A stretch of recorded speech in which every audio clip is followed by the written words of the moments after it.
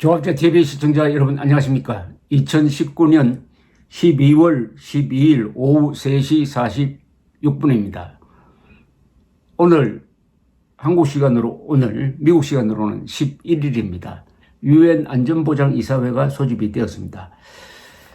미국이 소집을 요청을 했습니다. 그것은 김정은이가 연말 시한을 못 받고 미국이 새로운 협상안을 내어놓지 않으면은 도발하겠다 하면서 서해 안에 있는 동창리 미사일 시험장에서 중대한 시험을 했다라고 밝히면서 다음 수순은 탄도미사일 발사다. 장거리 미사일이 될지 아니면 위성 발사가 될지는 모르겠는데 어쨌든 탄도미사일 기술을 적용한 발사가 있을 것이다. 이런 분위기 속에서 켈리 클래프터 유엔 주재 미국 대사는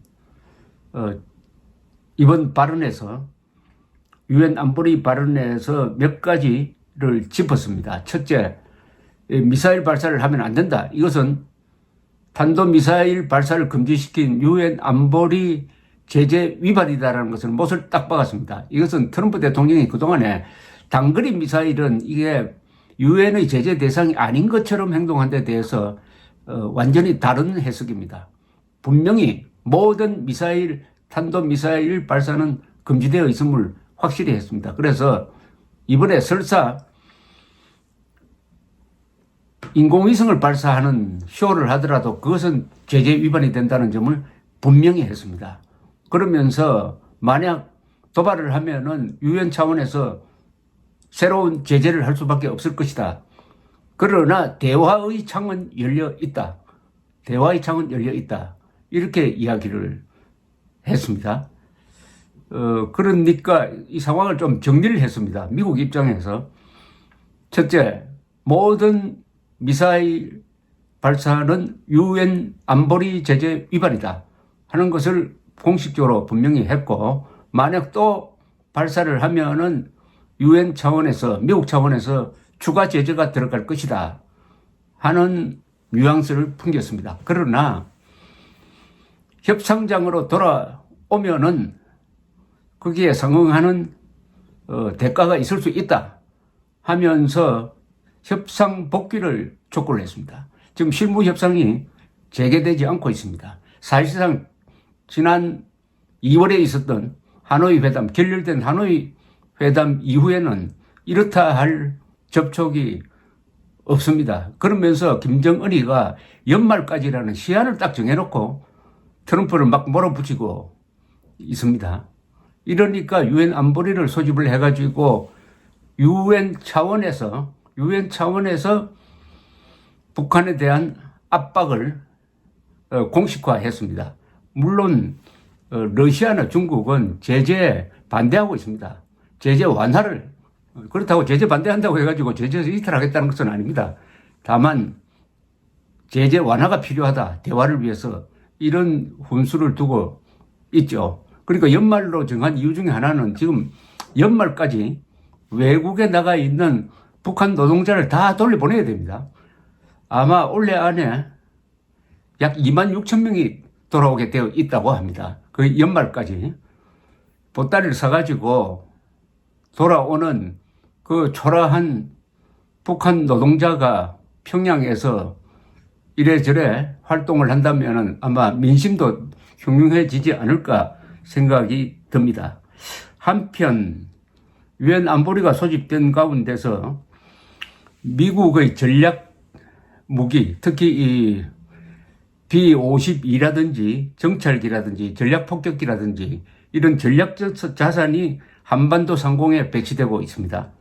특히 미군 정찰기가 연일 한반도 상공을 비행을 하면서 대북 감시를 강화하고 있습니다. 북한이 가장 두려워하는 B-52 전략 폭격기까지도 한반도 인근 상황에서 지금 작전 비행을 하고 있습니다. 이것은 민간 항공 추적 사이트 에어크래프트 스팟이 추적한 것인데 미 공군 지상 감시 정찰기 E-8C 조인트 스타스가 한반도 상공 29,000피트를 비행했다고 합니다. 지상 목표물을 주로 감시 정찰하는 E-8C는 지난달 27일 그리고 이번 달 3일에도 한반도 상공에서 작전 정찰 비행을 했다.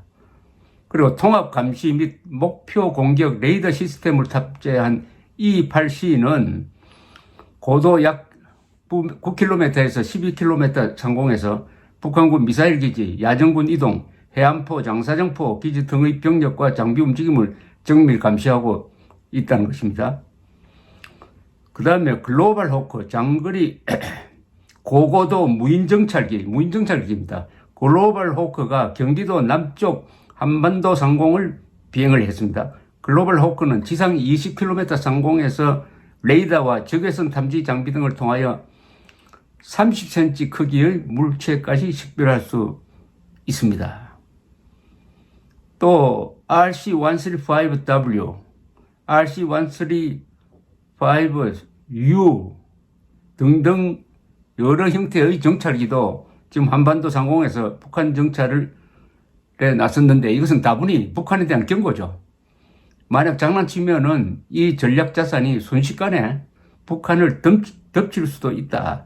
이런 겁니다. 특히 B-52H 전략 폭격기 H는 아주 최신형인데 이 비행기는 1955년에 미 공군에서 취역을 했습니다. 그런데 64년이 흘렀어요.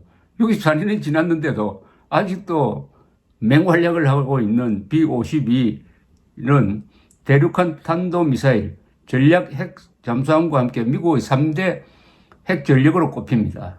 B-52는 주로 재래식 폭탄을 잔뜩 싣고 가서 월남전에서처럼 폭우를 퍼붓듯이 지상으로 폭격을 하는가 하면은 필요하면은 핵폭탄을 싣고 날아다니는 비행기입니다. 이 B-52는 여러분들이 볼 수가 있습니다.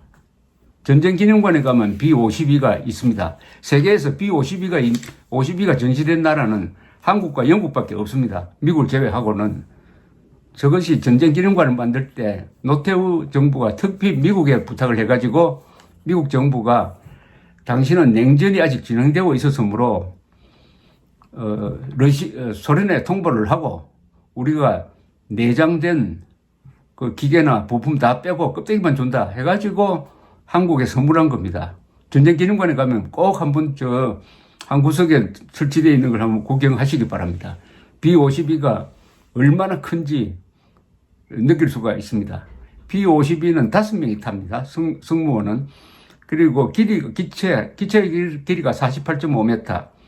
그리고 날개의 너비가 56m입니다. 그리고 높이는 12.4m. 비행기 자체의 무게는 얼마냐 하면 83톤입니다. 아무것도 안 실었을 때.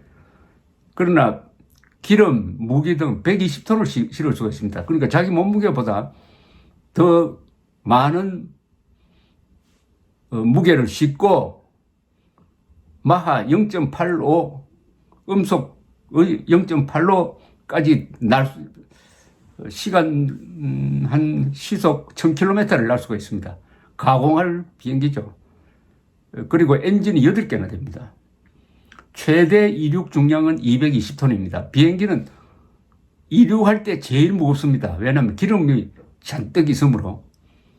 많은 사람들이 비행기가 이륙할 때 가벼울 줄 아는데 그건 반대입니다. 이륙할 때 가장 무겁습니다. 그래서 이륙한 그 무게로 다시 착륙하면 비행기가 부서질 수가 있습니다. 그래서 다시 착륙할 때는 무슨 사고가 나서 다시 착륙할 때는 기름을 뽑고 착륙을 하는 것입니다. 이 B-52의 지금 한반도 상공에 인근 상공에 등장하고 있는 B-52의 항속 거리는 16,242km. 보통 이 공중급유기가 따라다닙니다. 이 별명이 스트래토포트레스입니다. 승천권이라는 뜻이죠. 승천권에서 활동하는 요새다. 승천요새. 이렇게 불리고 있습니다. 지금까지 744대를 만들었습니다. 최신형이 B-52H인데 보잉사에서 만들었습니다. 하도 이 나이가 많다가 보니까 64년째 지금 뛰고 있는데 할아버지, 아버지, 손자 3대에 걸쳐서 이 비행기를 조종하는 경우도 있다는 것입니다. 특히 월남전 때 아주 중요한 역할을 했습니다.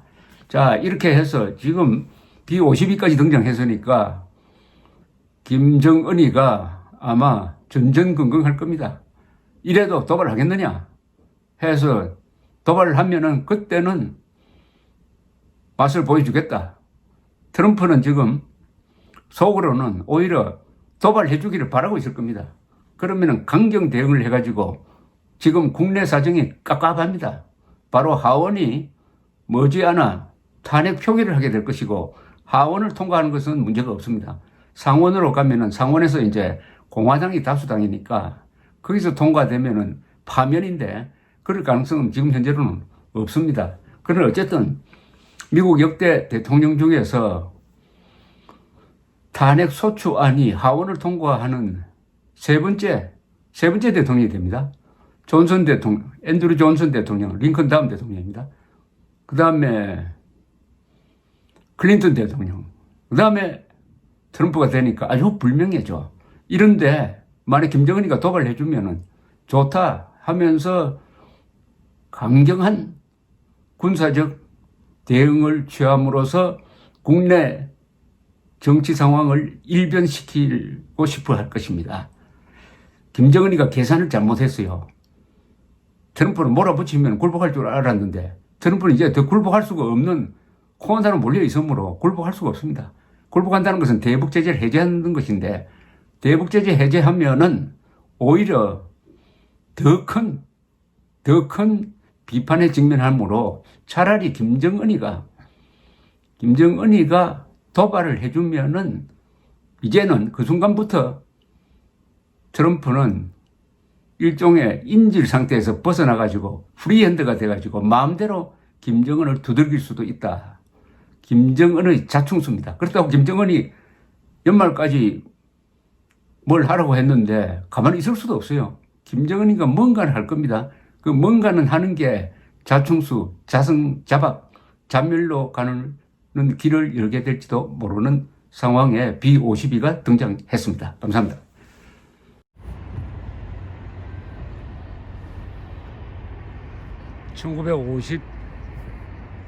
(1950년대에) 배치되어서 60년이 흐른 지금도 미국 방어의 중추 역할을 하고 있습니다. 핵폭탄을 싣고 항상 떠 있습니다.